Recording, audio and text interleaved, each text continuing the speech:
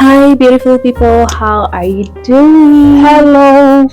Today I am here with my partner in crime, and we are going to be playing a game called Evo Asks. And if you are new to my channel, my name is Kana at your service, and this Faith. on my side is Faith. That is not how introduction. And you just had to point at me, and I was supposed to say my name. No, when people are introducing you, guys, tell us, when you are introduced by somebody, you are like, oh, this is my, and then you let them introduce themselves. Not be You're a little like, slow in your talking. I prefer it when you're a bit faster, just like, and this is Faith. But you were like, this is my, then you started getting into a lot of words, and I had already wanted to say my name a long time ago. okay, Yeah, I'm Faith. wow.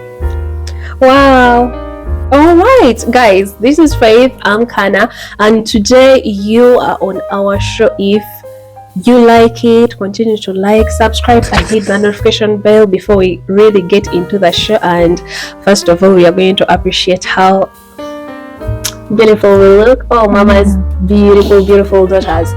Anywho, so let's get right into it.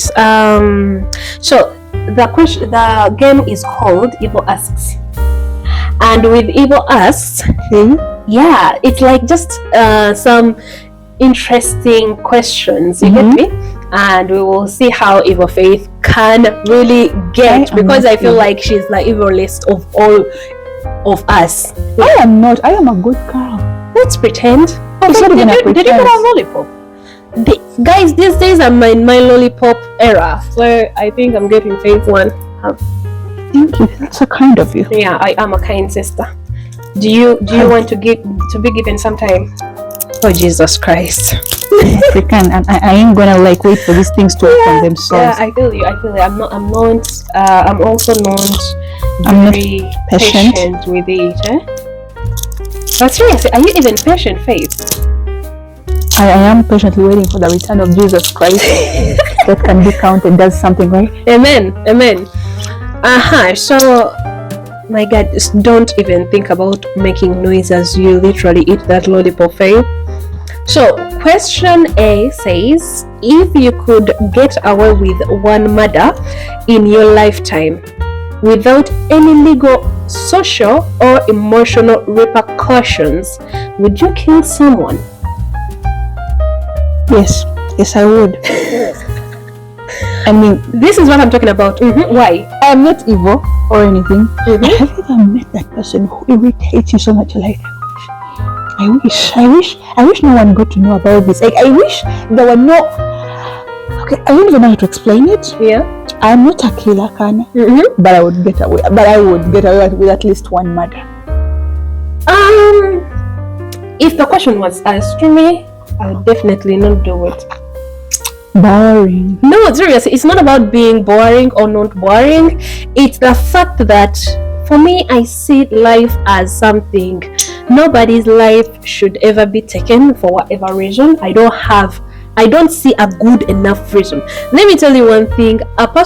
This person could have killed another person, and until that person see the beats reason. you up in a toxic sort of relationship. I don't know, Kana. I'm not going to say that I would like to hurt a person. Yeah. But if that person hurt me physically, No, that is different. That is like them. not planned. You honey, get me? I would go. I would wait. But the kind I of would plan murder they it. are talking about right now is like a planned one. There are accidental killings, and then they are like planned ones. I would You get- plan it, Kana. He would hit me, he would get away with it, and I would go back home and I would sit down and I would start planning every single step of how I'm going to make his last breath. I'm sorry. Wow. You really got into that. You got graphic. True. Question 2. What is your first thought when you receive a message on Tumblr? Are you excited for the idea of someone from potentially the other side of the world wanting to talk to you, or fearful that someone will criticize you? Let me answer that first, guys. I'm not on Tumblr, but the first reaction that I get on anything, if I was on anything, it would be like, oh my god, another weirdo on the loose. I say, because these people, they don't start conversations in normal ways. Hey, let me tell you one thing. I've had a few of those, but what's Tumblr? Like, it's an app. It's like some kind of dating app or something like that. It means if I were on a dating app and someone texted me, I would be expecting them to text me. So I don't see how I get okay. Like it depends on who has texted, because there is sometimes a grumpy old ugly guy is texting me like. No, but then there are those who text you and the pictures look too good to be true. Okay, as an African, we are naturally wary and suspicious of everything that comes. You don't just come in and like, even if you just were passing by me and you said hi, I'll be like, it's either he's a fraud. You know, we have a lot of frauds in Africa. It's either he's a witch, he's trying to. We just always resort to the nearest ugly conclusion. So until you make a good impression, we won't be excited. We'll be very, very wary. Now that is really where we are different, Faith. For me, I am going to react the way you approach me. So it's very important about approach. Usually, we won't send it to the approach. Yeah. But inside, inward, we'll be like, why is he texting me? Yeah. Why did he come into my inbox? So obviously, all my first questions are going to be defensive. I'm going to be like, hi. But then the real question is, why are you on Tumblr? No, that's why I asked, what is Tumblr? Because if Tumblr is a dating app, I wouldn't get defensive, because I went there. No, it's not about being defensive. It's about the reaction that you get if like a message popped up on you. I would actually, at first, I'd get excited if the profile is worth getting excited for. Now, let me tell you one thing. If you are not used to being on these apps, you will be like, the first time you'll be like, oh my god, somebody's texting me. After like give it a month, you'll be like, oh, Jesus Christ. Now for me, it depends. I'm on Instagram, So there are people who text you and you're like, wait, that is irritating my brain. Every time you're like, who's to blame? Who's to blame? No, seriously, it's irritating my brain. Yes, thank you. You just made us. I'm sorry. Sound too. I'm sorry. Okay, let me try. See, it's contagious. You're contagious. It's so hard to like pop it out of your mouth without.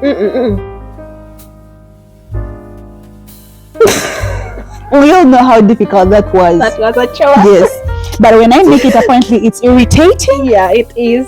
The audacity. I'm looking for the audacity and I can't even find it in the room. I can't carrying it in my bag. Like, dang. Okay, but all in all, now as a person on Instagram, when somebody texts me, there is a way they come. There are those who react to your story with heart emojis. I really don't feel anything. I'm like, oh, okay. Then there are those who come, hi. I'm like, oh, sure, okay.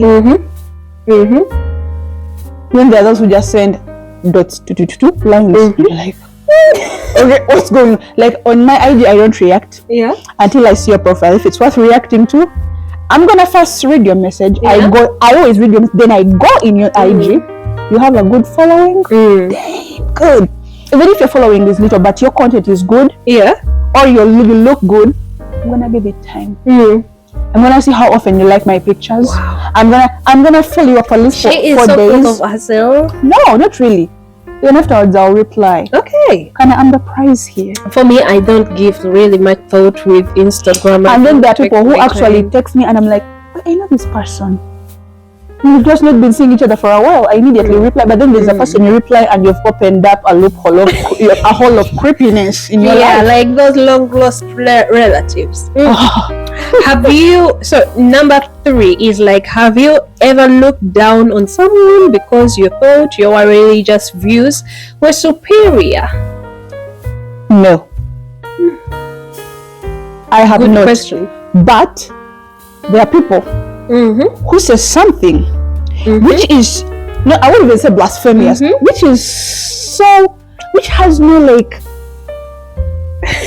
how do I say it without sounding like I'm being a racist or something? Okay, now personally, I don't look down on people's religions. Yeah. I do feel like my religion is the true religion. I won't lie about that. But I'm not going to look down on somebody else's religion. I respect religion. But the moment you attack my religion, actually, it's okay, attack the religion. The moment you attack My God. the moment you attack Jesus, say anything blasphemous, honey, I will give you a grade A.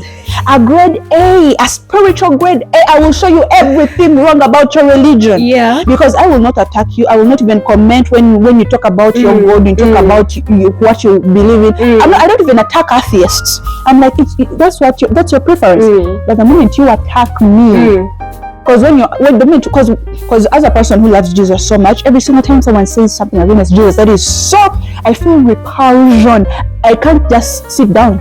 I will attack you and I will make you feel so bad about yourself and your life decisions after I'm done with you. So you'll be looking for the nearest church to go and transform. For me, I as a person, there are usually times when you are talking to somebody, and for me, in fact, to answer this question is that I'll never look down on anybody's belief or religion, because let me tell you one thing, people are very strong with belief. Yeah. Because the way I feel about my God might be how somebody feels about their God. And with everybody out there, like, your God does not concern me.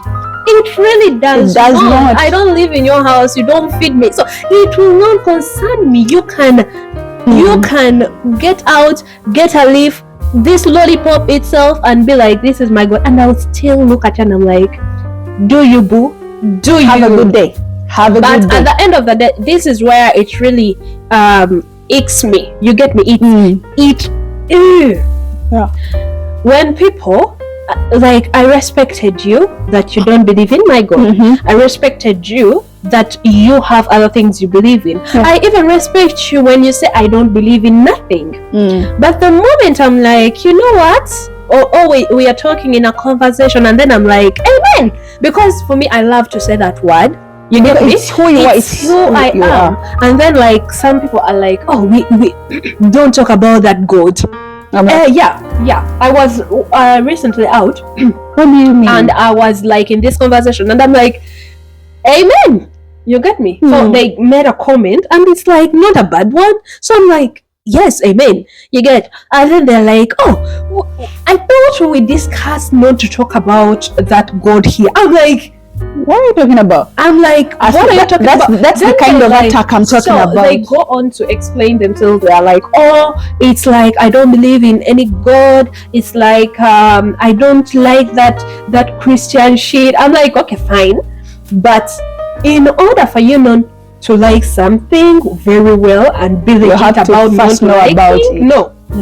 You don't even have to care about the people who like it. Exactly. My point, because for me, when I like my own God, I will not care about the God you like, because I don't care. Okay. Actually, but if I say that, oh, I don't like you, but then I care about what you have to say, then that is not real liking. When I don't like something, I will not care about it at all. Okay, what people don't realize is that, loving your God is like part of your nature. Yeah. So as you can use any other exclamation, someone else can use a curse word in that instant. Like, damn. Yeah. And so it's so okay. Yeah. But perhaps they worship these words. So if I'm not going to tell you, unless the word is really vulgar, I'm not going to be like, don't use that. Yeah. You do you, because that's your reaction. That's how you react to perhaps a stimuli or whatever. But for me, how I react is who I am. I'm Christian. I love God. So when you say something that I find fascinating, or I find like, okay, this was an achievement, I'm going to be like, praise Jesus.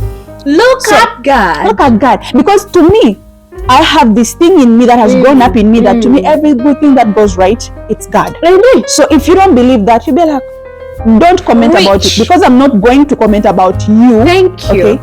Unless, of course, you're just going to scream devil. I'm going to be like, Holy Ghost fire, burn, burn. So these people, I really had to sit them down, and I'm like, Really. Truth is, if In someone told me order- that, our friendship would be done. I know, right? I'm Bad. serious. I was thinking about that. And like they're yeah. not my friends. I just like I meet people. I went to see a friend, and then like that friend has friends. Yeah. But you can really see the mindset that they are working. Actually, there are things that make a person uncomfortable. Perhaps a certain food that you don't eat. Yeah, I would but be I would cautious. never comment about it. I'll be cautious not to talk, and if I do talk, I'll be like, sorry, I forgot you don't eat the food. But then, because those things make up, but this thing affects nothing about your life. You are just hateful. Yeah. You are just, actually, I don't even know why you're hateful. Yeah. That's being in denial. First of all, like, actually, everyone who hates me is a fan in denial, because to hate me, you'd have to keep tabs on me. Tell me about it. You have to keep tabs on me. I was watching, there is a certain guy I follow on Instagram. His name is I Am 6 Feet Tall. He's really good. He makes these videos. He's 6 feet 8. He is. So that's his name. So someone commented and is like, all your videos are stupid. All the videos stop making. And I was like, so you sat down and went through each one of them? No, you got a crush on me, don't you? You got a crush on me. Because how would you know all my videos are stupid unless you go through them all? So it means if you hate me, it means you have been keeping tabs on my religion, on my God. It's just the devil disturbing and trying to stop you from actually acknowledging you're a fan. You know, a in crazy denial. thing, if I am even like I'm a YouTuber right now, please, but for me to even like sit down to watch like a full video of somebody, better know I like you. I like you. I would never watch you if I did not hated like you. I wouldn't watch you for the fun of me watching because I hate you. For what? For what? Anyways, there was even this incident that I read of yesterday, that this couple was at their wedding, and then the cameraman who was taking their pictures was the ex of the girl. So the guy is like, why did you call your ex to take our pictures? Then she was like, I wanted to show him what he missed out on. And that's even what the guy argued about. Then the I had to show him how it missed out on, or how I got a good man and all that. Then the guy was like, how could you offer money to someone you hate? Or you offered them a job, okay? You offered them money. How could you? So that's not even hatred. You literally gave the man a job because he's going to be paid for the photos he took. So you can't. So every single time you hate something, so they say there is a thin line between love and hatred, and sometimes that line really just love. That sometimes that line blurs. So you can't tell me you hate God, because if you hate God, you have to know about Him, because you can't hate what you don't know about, right? You fill the pool. You're just finding it. Amen. Proceed. Let's go on another one. It says, would you rather not everything the universe has to offer, but in exchange lose all emotions, or remain the way you are? I would like to remain the way I am. Point case is, if I know everything the universe has to offer, I will look for a lonely place to crawl in and die, because the universe has some ugly things in it. There's some things you know about and you're like, I wish I could not unknow this. I wish I could reverse and never have taken that path, because this is something that, because you just think about a thought and you're like, this goes on in the world. Is this really what's happening? So if you know everything the universe has to offer, there are good things, but trust me, the universe has a lot of bad things going on in it. And it's not even the universe, it's the people in the universe. People have a lot of things going on. Crazy. So if you know whatever is going on in everyone's mind, that you would literally get a bucket and puke. Exactly. And so I wouldn't love to lose all my emotions. I think I would be miserable. You would be miserable, because sometimes the things actually we know are the things that make us miserable. Do you realize that? Because when you're younger, you're happier. Oh my God! When we are young, we are happy. We are free. The things that we love are so little. But the more we grow up, the more we know, is the more the expectations, the pressure. Do you know that there is a pressure that's going on in this world that is pushing down on every single person? Tell me about it. There's no pressure like being a grown-up. Exactly. Let me tell you one thing. I was young. I am literally still living in my mother's home as I did when in my young days. In my young days, I did not care about anything apart from where I will be eating. Where is your lollipop?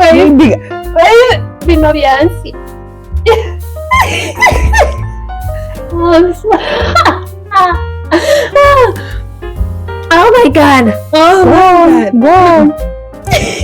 So, what was I saying? When you were younger, you were living in your mom's house, you're still living in her house. Yeah, but as we grew up, it's like these responsibilities, you feel like all of a sudden your mind has to take responsibility of everything. Yeah.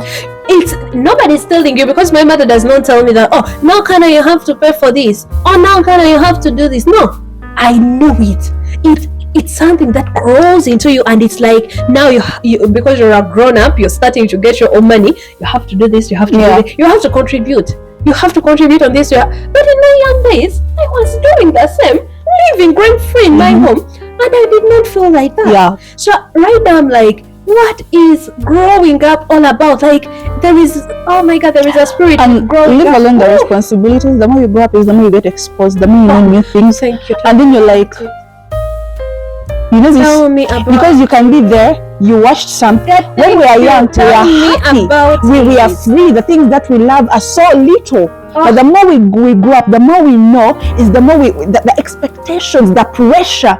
Do you know that there is a pressure that's going on in this world that is pushing down on every single person? Tell me about it. There is no pressure like being a grown-up. Exactly. Let me tell you one thing. I was young. I am literally still living in my mother's home as I did when in my young days. In my young days, I did not care about anything apart from where I will be eating. Where is your lollipop?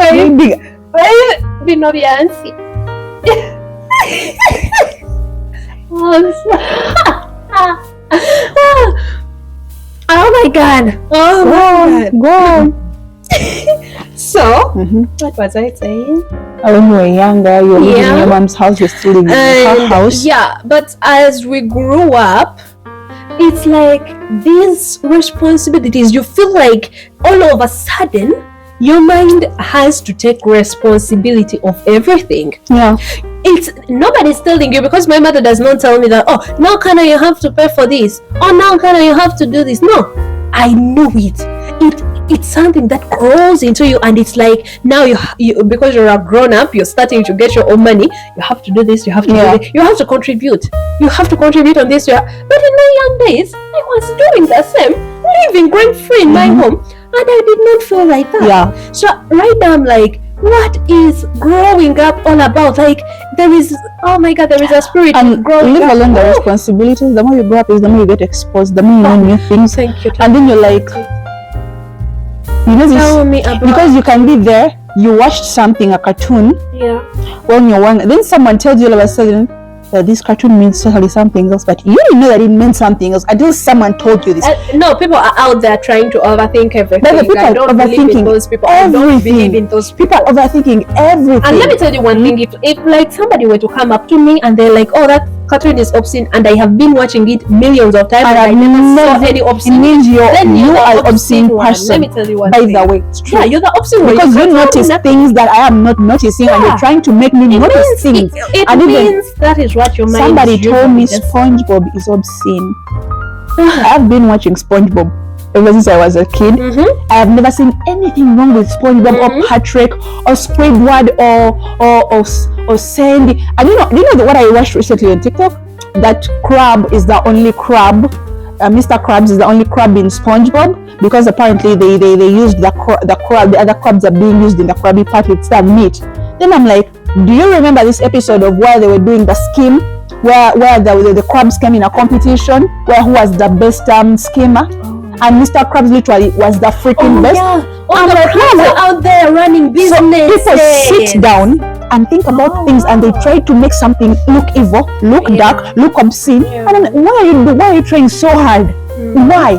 A child is comfortably watching something and you are trying to ruin it. There is, even if they just showed one crab in the sea, because we literally see a lake in SpongeBob and they're under the sea. So should someone find a reason to also make that look like it's demonic or something? Because there is a lake in a lake. It's animation. You watch being like a sea spirit or something. We literally saw SpongeBob drowning, but remember they are under the sea. I'm not getting into that SpongeBob talk. Right. So really, for me, the answer is on that question. No, I don't want to know nothing about the nothing. universe. I want to know what. I don't even want to know what my future is. Do you know that? Happen. I don't. Because what am I don't want to jump into the future and know what for what. I want to enjoy it makes the expectation, the excitement, the surprise. We thrive on hope. We have subconscious hope whereby I'm hopeful that in a few years I'm gonna own a car, I'm gonna have a house. Yeah. So if you get there and you see all these things, you're not gonna work, you're going to come back and sit down, you're like, in the future I already got them. But there is that drive, the hope, the urge to make it.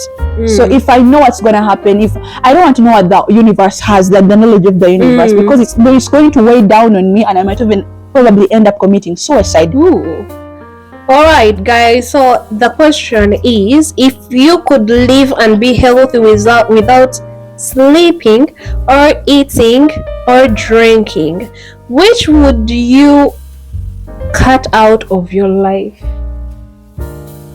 You said sleeping? Yeah, drinking and eating. Wow. You know, I don't have an answer for that. It's because I don't want to cut any of those three out. Because when I thought about cutting out drinking, the thirst I almost felt instantly was unbearable. I know, right? When I thought about not eating, when I thought about not eating, I looked through, I saw every single food run through my vision. I was like, no. And I thought about not sleeping. There is a way you crawl into bed on an exhausted day, and all you just want to do is close your eyes. God is good.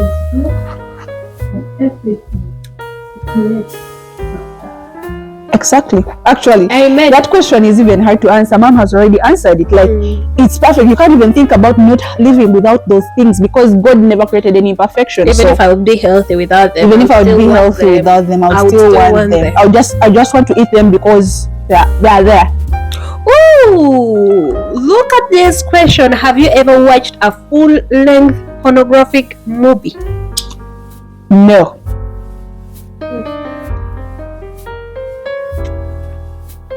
You're supposed to be giving an answer. Oh, right. Well, no. First of all, even if I did want to, which I did not, the spiritual conviction would never allow me. Because first of all, the guilt starts before you even think about it. Yeah. So there is that spiritual conviction that can never allow me to go there, because as a person who has a foundation of Christ, sometimes we do sin, sometimes we do things, but there is that spiritual conviction that stops you somewhere. You're like, no, this cannot be. So no, that is something I don't even want to find myself doing ever. Ooh. Would you rather spend 1 year with your one true love just to never see them again, or the rest of your life with second best?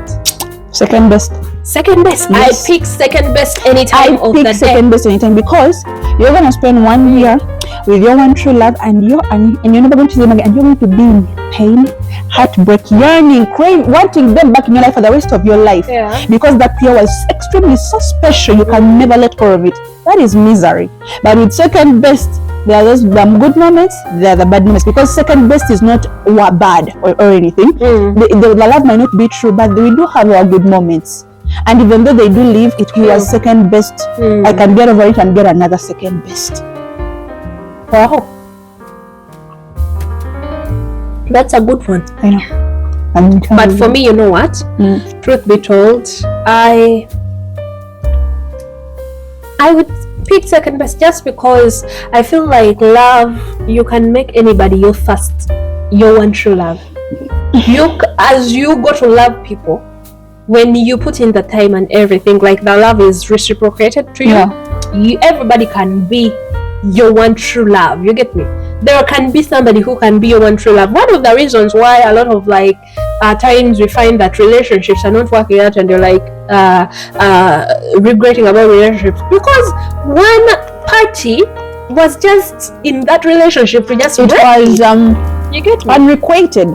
It was one-sided. It's only been you putting in the effort. You know, no matter how much people love each other, you can all be in love, but there is that one person who will still not be in it, I know. to literally work on it. There are people who actually genuinely put in the same effort, and then there are those people whereby it's just this one person putting in the effort, and you feel the burden weighing down on you slowly but slowly. That's how things become toxic, and you end up even breaking up because it cannot fall down to one person.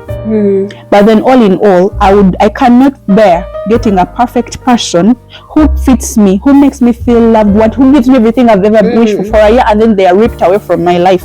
I would feel devastated for the rest of my life. But if I have second best, I will never know what best means, so it means second best will be my best. Day.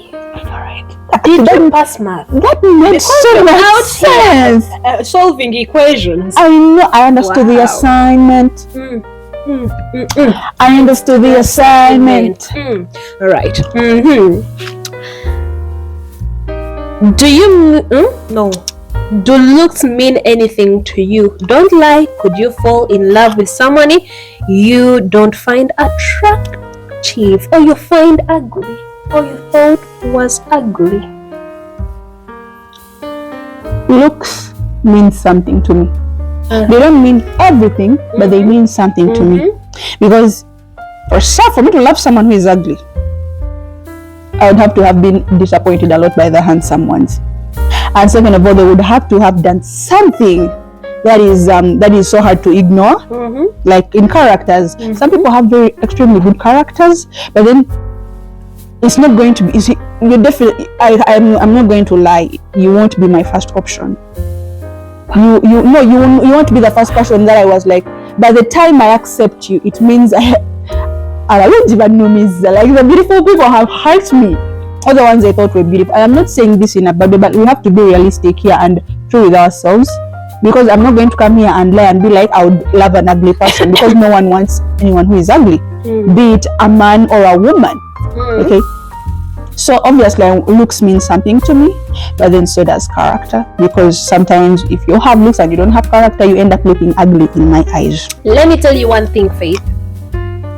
For me, looks, absolutely, I don't care about looks. Kana, no, I really you haven't don't. met ugly, so please look. No, wait, Faith. I really have never looked at a person, though I have seen people be like, oh, that person is ugly. I have never looked at a person and be like, wow, you're ugly. Never, and I'm not even pretending.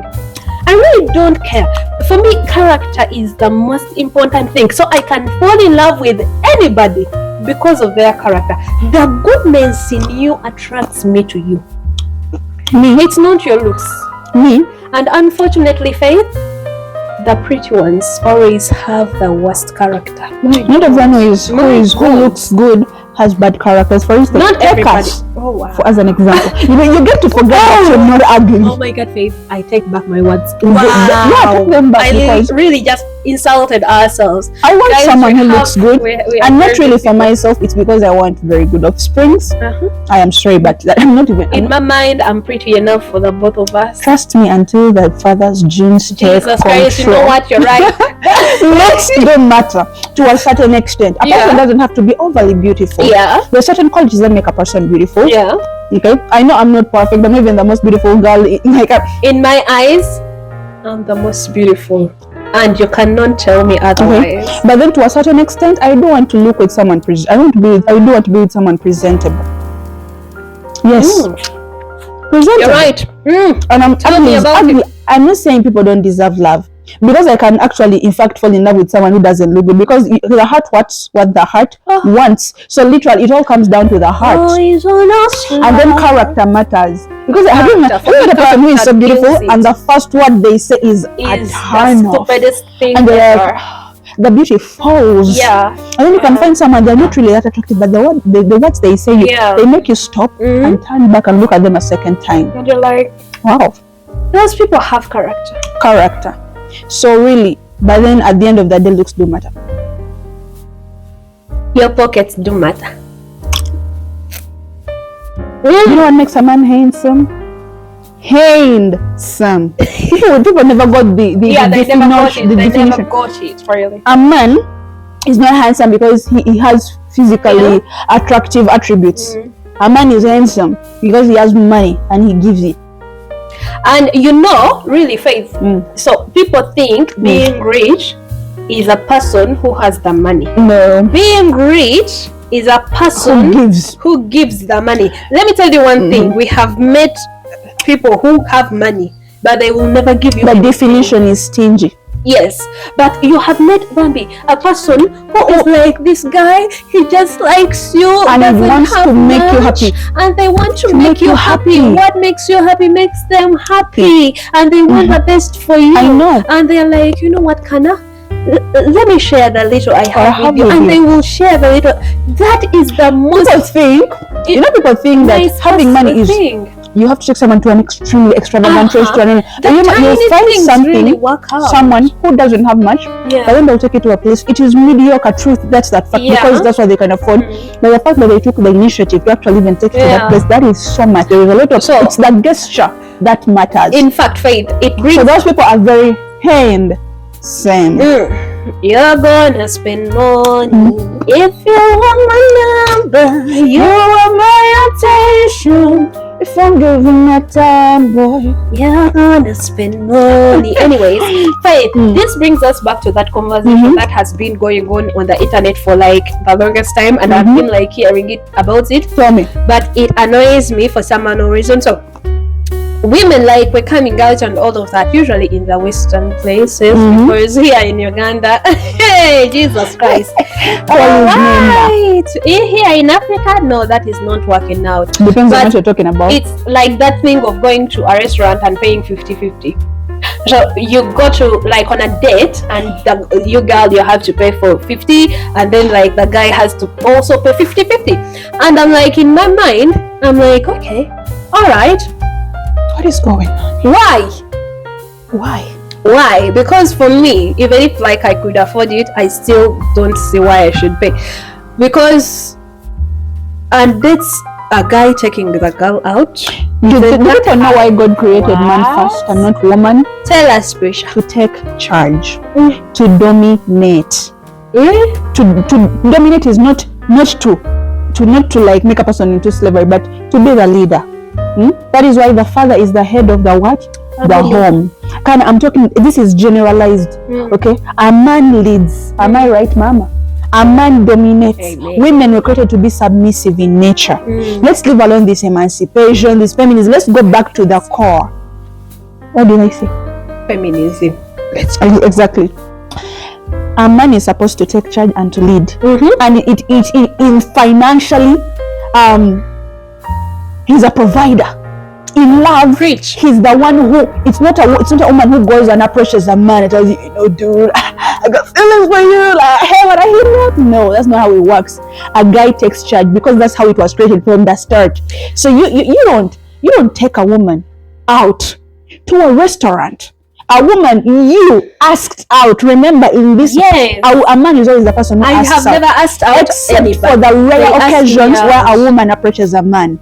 Okay. And even if I were to approach you, you have accepted. Me approaching you is me putting myself in that direction. Okay, so you can see you asking me out. So you cannot ask a woman out, and then when you reach the restaurant, she has to pay. You're like, she pays what she's eating. It's like literally you guys went as friends, and everyone is paying what they're eating. Even if I go out with my friends, they still pay. If they are male, they are paying. Even if I suggested the date, I know, and I often do suggest the dates, and then when we get there, actually, can I tell you one thing? It's here in Uganda. I don't know about the rest of Africa. Here in Uganda, they know, and they know that automatically. Even if she has told me, I want to meet you up, they know that they have to pay. They know it. So it's automatic. Look at it this way. So I asked like a friend of mine who was a guy recently, and he was like, oh, like sometimes you can go to a restaurant that is expensive.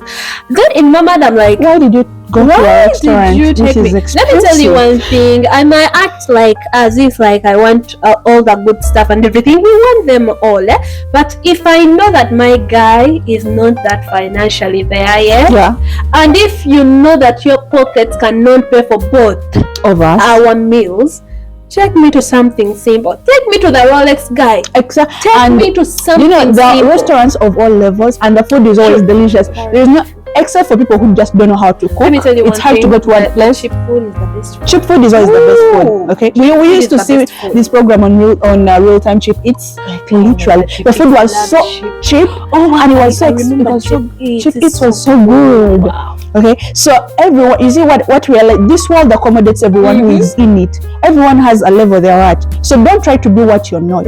Trust me, women don't appreciate that. Women want a person who comes through for them, who's true to themselves. So you may tell me, take me to some upscale restaurant. Yeah. You know you can't afford it for the both of us. Yeah, and then that will be such the moment I pay for myself, it means I've taken myself out. Actually, the moment I pay for myself, when we move out, I'm unblocking you and I'm deleting that number. Yeah. Because that was low. That emasculates you. Maybe don't know this, but that emasculates you. True. It makes you look less of a man. Yeah. So when you want to take someone out, take them to a place you can afford. Trust me, women will not look at where did he take me to the other place. They'll look at the gesture. Yeah. Okay? Take them to a place you can afford. Pay the bills that you can afford, where you feel you're not being strained. Okay? Yeah. And go back home. Because for me, I really think that, you know what? Because for me, I as a person, I always think about everything. If you are in a status that maybe I would not appreciate, I never even start something with you. Exactly. But I accept you and everything, and I'm like, okay, this guy, I know what this guy's job is, and I know like they are doing this, they are doing that, and they are taking me out.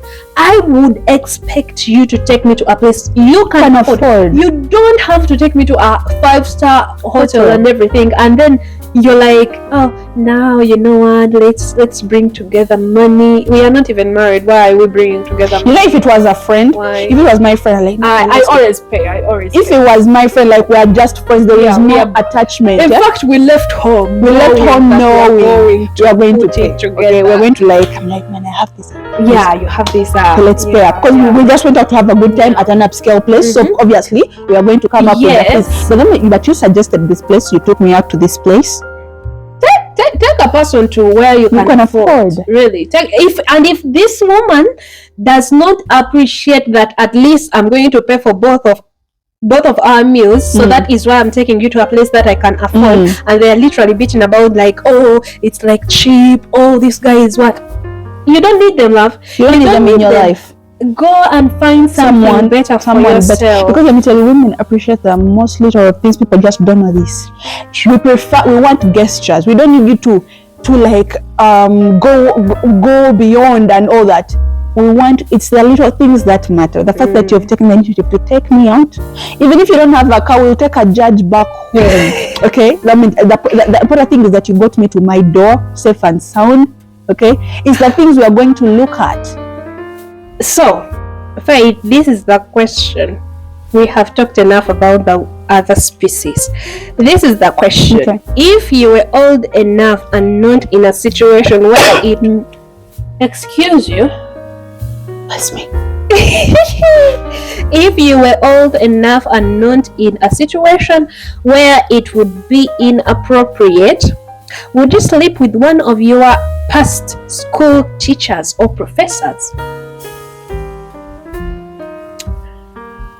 No repercussions. You're old enough. No. Because when I remember about my past school teachers, when I remember about all the things, all the times they chased me out of dormitory with canes, all the time they caned me, we have a beef. No.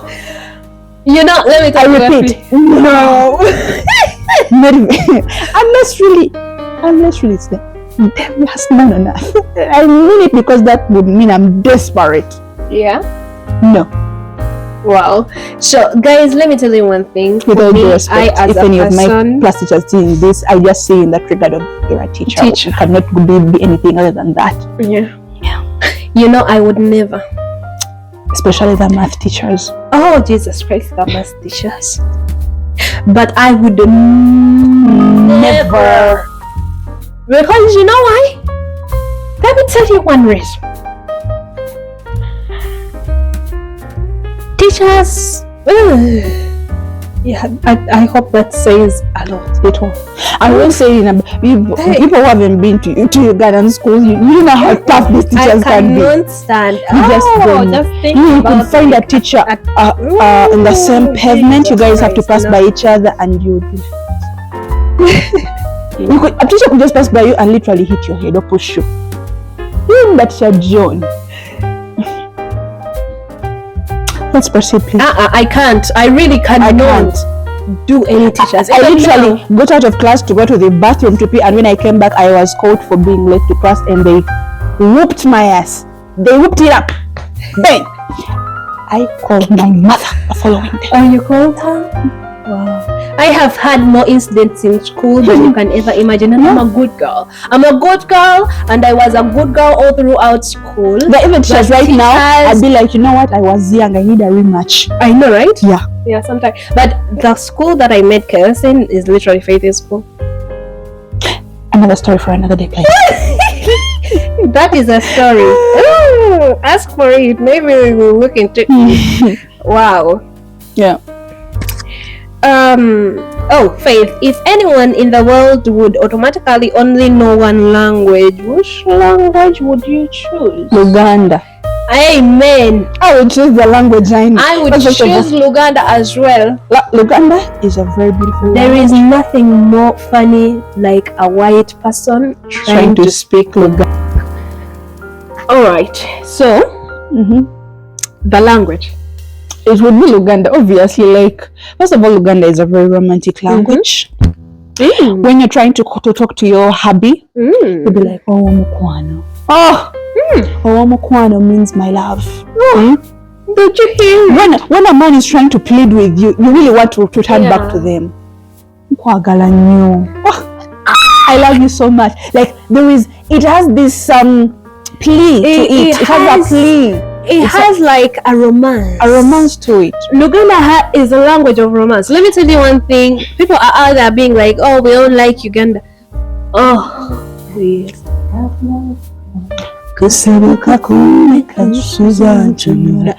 Faith, my favorite is there is all over choir. You know, like there is a way it sounds. Guys, in fact, and then even when you're praying, sometimes I pray in English and I feel like the depth of the prayer is not good. I twist. I turn to Luganda. In Luganda, there is a way you call upon God and you feel like He's here. You're like omwana gwendiga. Katonda omulungi, Katonda omwesigwa, Katonda ow'ekisa, Katonda omulamu. That's merciful Father, loving Father. But there is a way it sounds so deep in Luganda. You're like newonga mu musaayi ogw'omwana gwendiga. I cover myself in the blood of Jesus.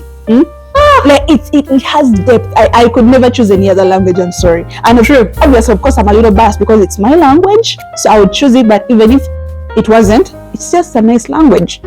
It's really very you know nice. What? And when you've come there, you're ready to quarrel. Oh my God! I was like listening to. I was from school. I remember it was some time back, and this girl insulted another girl. Like your head, no, omutwe bulinga box yeyenda. I was done there and then. And another one that interests me so well, that like when maybe like people were saying that we went to those schools from like the village, and they're like, you don't even know these villages, like this village of Binyubiria. And I'm like, you literally say you haven't met the names in Luganda. A person could have a name. You have no really. Uganda is not just a beautiful language. Now in English would be like teeth that's eating. The one doesn't even make sense, like teeth that's eating. I know. I don't even say teeth, but when you say like the teeth, like the teeth are extremely huge. Like that, seriously, you just see the teeth and they're like, and these teeth are not even in the mouth. They're just like ndikutamada. or I will kill you. I will kill you when I come back. Yeah. Ndikutamada, but those were names. They were given mostly. Okay, they have been gone out of date because they used to use them in the older times. Yeah. But they are superb. They are very. It's like Luganda is a funny language. Luganda is a romantic language. It has. I love it really. Like and it has a lot of words. Like I love it. My mom can use a word and I'm like, what does that one mean? Yeah.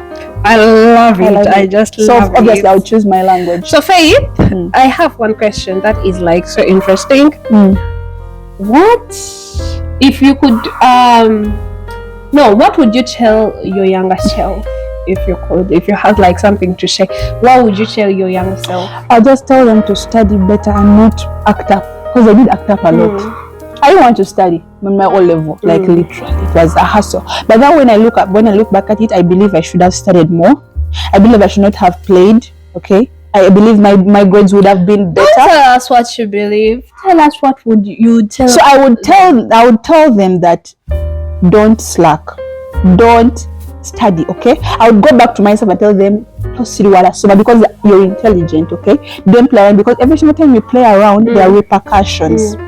Yeah, so I would what I would like to fix is how my unseriousness those last years, because I was sick and then I added unseriousness to it. So if I was serious, I would have gotten more than what I had got, and I would have been more satisfied, because now I look at myself now and I see myself being serious, and I'm seeing that, you know what, I actually feel good when I bring back a very good report back home. I bring it without having any fear, without having to hide it. I bring it proud out loud. I'm like, Mom, even open. I'm so excited to see her open it, to see her smile, to know that the fees she paid was well used.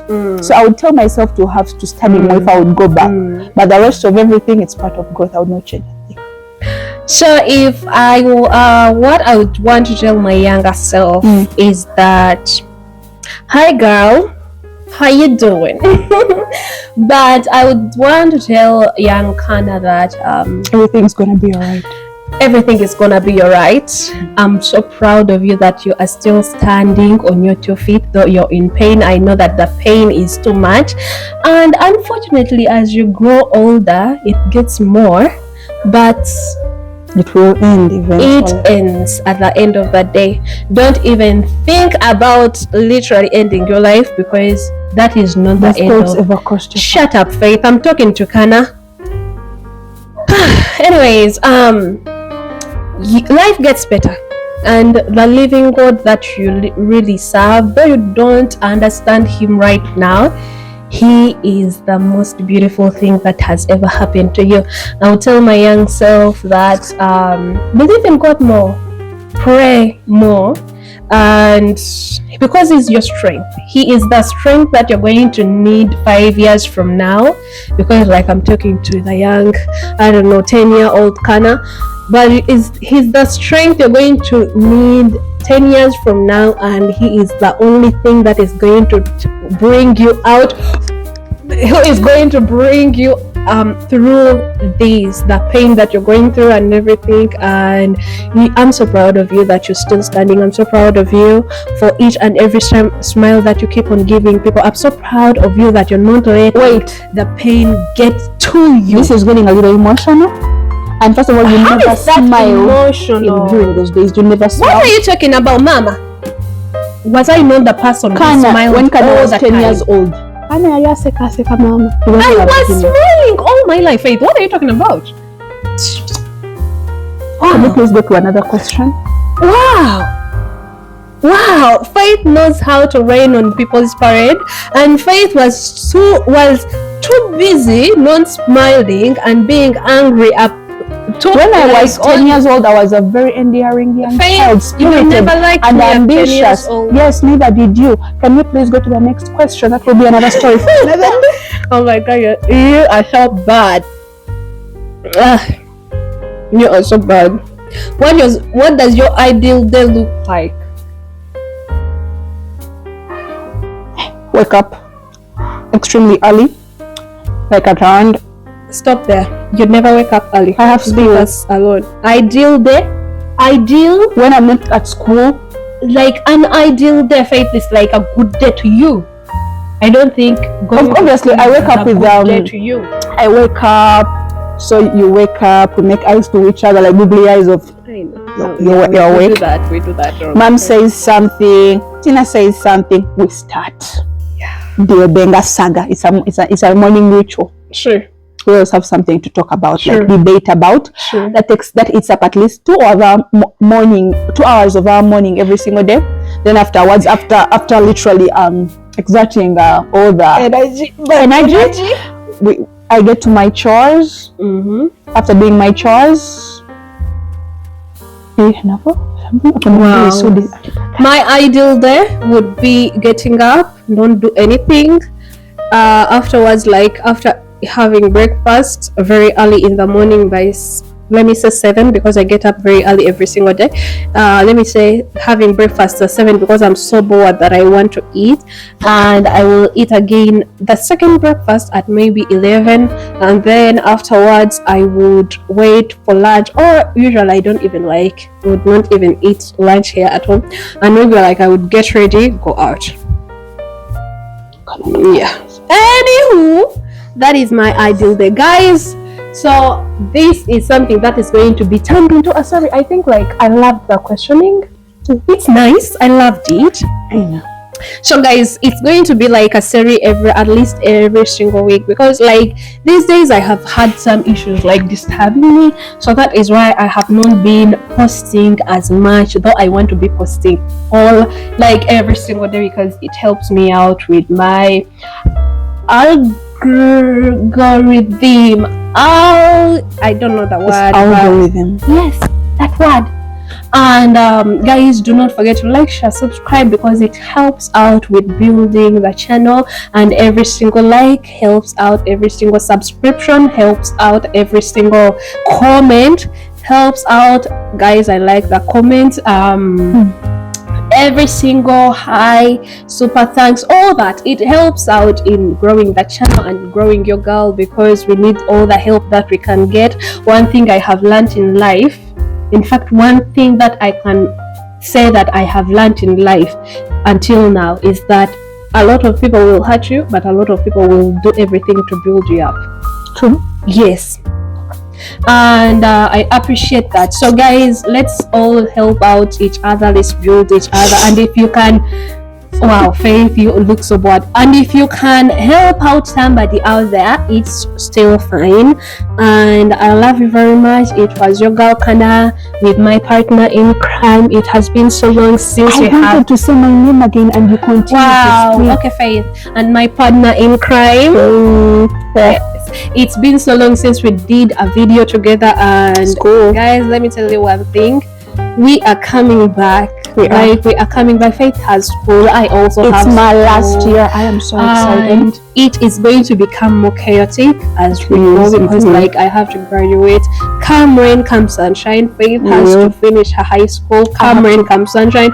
And guys, I have always promised you Faith's prom video, and let me tell you one thing. If somebody looks like a celebrity apart from me, okay, Faith looks like the best celeb you can ever meet. Like serious, I made her dress, I made her shine, and she worked the dress very beautifully. There is nothing greater like a person who you make a dress for and then they work it. They know how to work it. Trained by the best now. By the way, I did train her, so thank you very much. Every single move you will see, every single pose, every single charm, every single charisma will be by yours truly, Kana. Very nice. I love every single minute of it. I will not say much because I need to go. But guys, thank you very much. Continue to like, share, subscribe, and hit that notification button to get notified about the videos that we are going to be posting. Thank you. Thank you very much, guys, and bye bye. Love you all.